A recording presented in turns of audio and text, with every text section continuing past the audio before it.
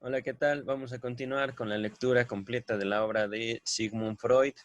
Estamos ya cerrando el tomo número 2 y lo vamos a hacer con la lectura de un texto del caballero que tengo a mis espaldas, el señor James Beaumont Strachey, que vivió de 1887 a 1967, ¿vale?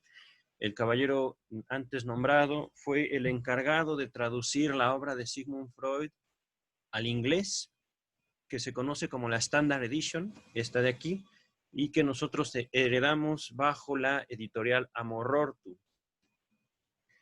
Este caballero fue un alumno y analizado por Sigmund Freud, también se analizó con Carl Abraham y formó parte entonces del movimiento internacional que conocemos como la Asociación Mundial de Psicoanálisis, me parece.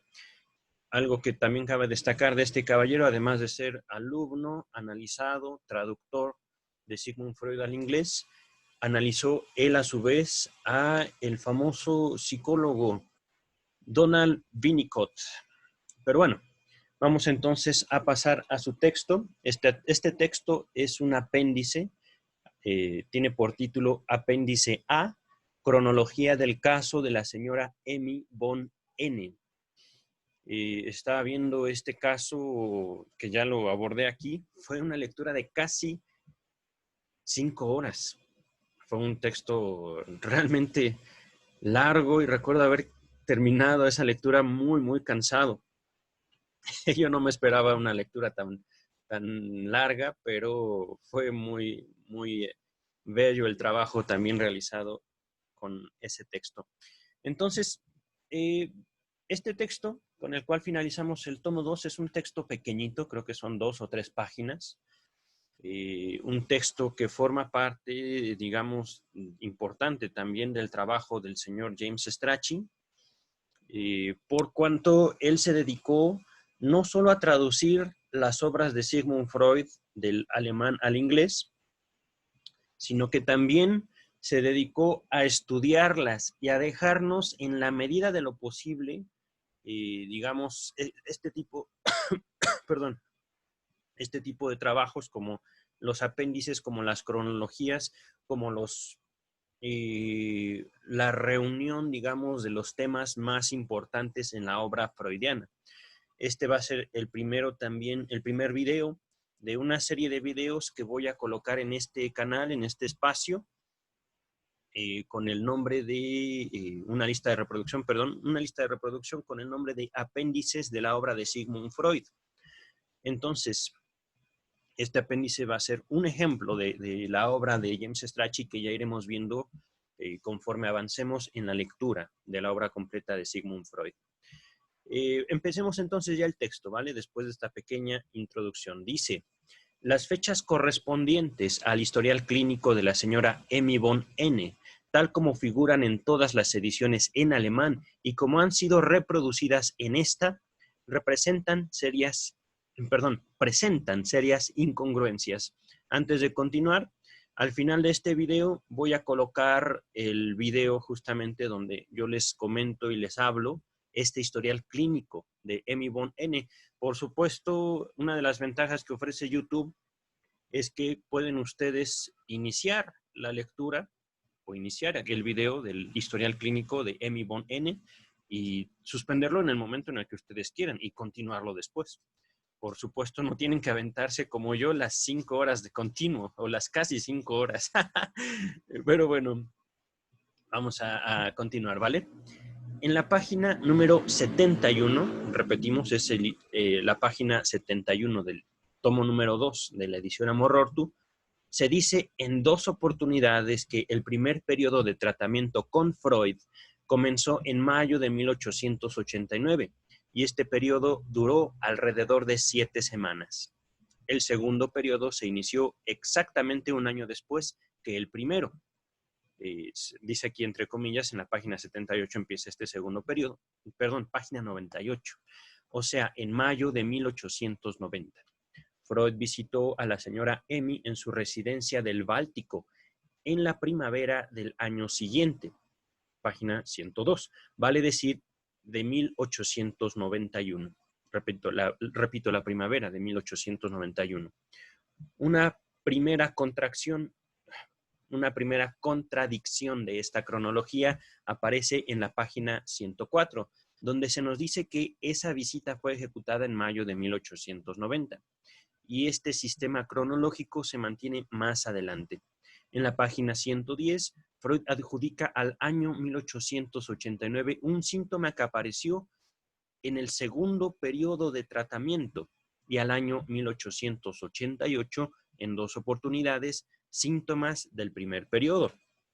No obstante, vuelve a su sistema primitivo en la página 120, donde fija en 1891 la fecha de su visita a la residencia del Báltico.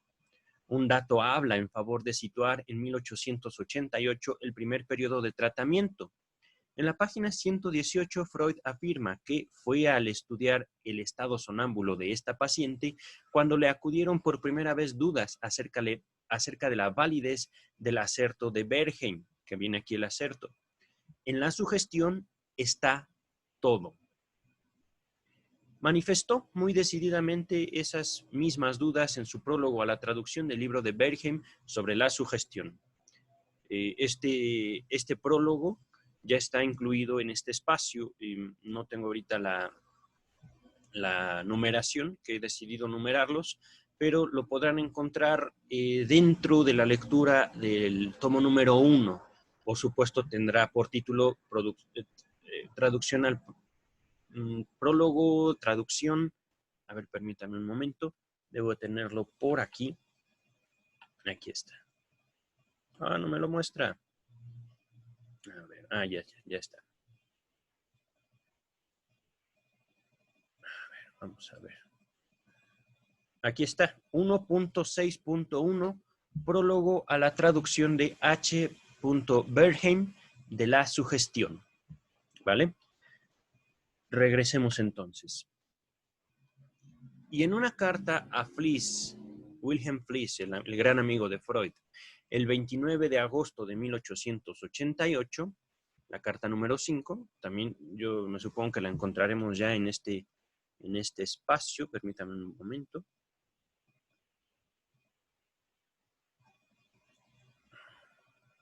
Mira, no está. Bueno, está bien, no hay ningún problema.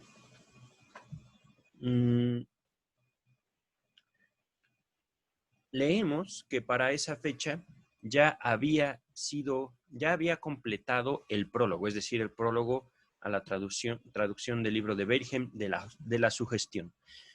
Escribe en la misma carta, es decir, las siguientes serán palabras de Freud: no comparto las concepciones de Bernheim, que me parecen unilaterales.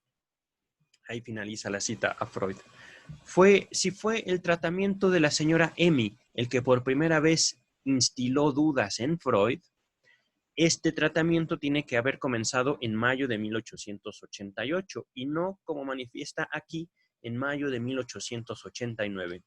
Digamos de paso que esta corrección aclararía una incongruencia en cuanto a la cronología aceptada sobre las actividades que llevó a cabo Freud a su regreso de París en la primavera de 1886. Recordemos, esa primavera, o mejor dicho, antes de este periodo primaveral de 1886, Freud había estado estudiando con Charcot en Francia. Continúa el texto. En su presentación autobiográfica, un texto que encontraremos en el volumen 20, a partir de la página 19, Freud consigna que, es decir, estas son palabras de Freud, desde el comienzo mismo, se cierra la cita, practicó la hipnosis con otro fin, además de la sugestión, para explorar la historia genética del síntoma. Vale decir que desde el comienzo Freud recurrió al método catártico de Breuer. Por una carta a Fliess del 28 de diciembre de 1887, la carta número 2, que esta no la tenemos en la Standard Edition, averiguamos que hacia fines de ese año emprendió por primera vez la hipnosis, mientras que en las páginas 71 y 290 de este volumen nos dice que el caso de la señora Emmy fue el primero en el cual intentó aplicar el procedimiento de Breuer. Por consiguiente, Si ese caso datara de mayo de 1889, entre los dos acontecimientos habría un intervalo de 16 meses como mínimo. Y según descarta Ernest Jones en su biografía, la memoria de Freud habría sido muy imprecisa al utilizar la frase desde el comienzo mismo. Pero si el tratamiento de la señora Emmy tuvo lugar en mayo de 1888, ese lapso se reduciría apenas a 4 o 5 meses. La cuestión se confirmaría si pudiera demostrarse que en el mes de mayo de 1890 o de 1891, Freud estuvo ausente de Viena durante un periodo suficientemente prolongado como para haber podido hacer una visita a Livonia o cualquier otro lugar que ese nombre represente, pero desgraciadamente las cartas suyas correspondientes a ese periodo que se han conservado no ofrecen prueba alguna de esa ausencia. Hay otra incongruencia que torna las cosas todavía más oscuras. En la nota de las páginas 82 y 83, Freud habla de la exagerada eficiencia de algunas de sus sugestiones del primer periodo de tratamiento, el del 11 de mayo de 1888 o de 1889, afirmando que la amnesia entonces producida seguía aún vigente 18 meses después, esto entre comillas, es decir, son palabras de Freud. Continúa Strachey. Esto se refiere sin duda a su visita a la señora Emmy en la residencia, pues al describir esa visita menciona una vez más el episodio, pero esta vez sostiene que las sugestiones habían sido hechas primitivamente, entre comillas, 2 años antes. Si la visita fue en mayo de 1890 o de 1891, ese lapso de, entre comillas, 2 años es el correcto y el de, otra vez entre comillas, 18 meses, un desliz. Ahora bien, estas repetidas contradicciones sugieren otra posibilidad. Hay motivos para creer que Freud alteró el lugar donde estaba situada la residencia de la señora Emmy. Tal vez como precaución adicional para no traicionar la identidad de su paciente. Modificó también el tiempo durante el cual efectuó el tratamiento, aunque no introdujo esas modificaciones con total coherencia. Aquí viene la nota número 1, que es la única de este texto. Aquí al respecto nos dice, véase la explicación que da Freud en su texto Psicopatología de la vida cotidiana, contenida en el volumen 6, páginas 212 a la 205, sobre algunos de los errores que se le deslizaron inadvertidamente al escribir la interpretación de los sueños. De ahí, dice ahí que eran represalias inconscientes por las supresiones y deformaciones que él había debido introducir deliberadamente en el material relatado. Por último, nos dice Strachey, el interrogante queda abierto. Este es un ejemplo de, digamos, los embrollos o los enredos en los que se mete James Strachey al querer hacer lo que yo he llamado un abordaje obsesivo de la obra de Sigmund Freud. Yo en lo particular no pondría tanto empeño en las fechas. Por supuesto, no se trata de una, ¿cómo decirlo? Una aclaración histórica al momento preciso, el lugar exacto en el cual ocurrieron hechos particulares, ¿vale? Por supuesto que tiene toda la razón de ser esta última pregunta que se hace James Strachey. Sigmund Freud pudo haber modificado de forma totalmente voluntaria tanto el lugar como la fecha en la cual vio a su paciente. ¿Por qué? Porque justamente el historial clínico aborda temas muy personales, aborda temas y cuestiones sumamente íntimas. Entonces, y como acostumbramos a hacer cualquiera que expone un caso, por supuesto al público médico, al público especialista o al público en general, modificamos los datos a propósito para encubrir la identidad de nuestros pacientes, ¿vale? Eso queda totalmente no solo justificado, sino casi obligado. Entonces,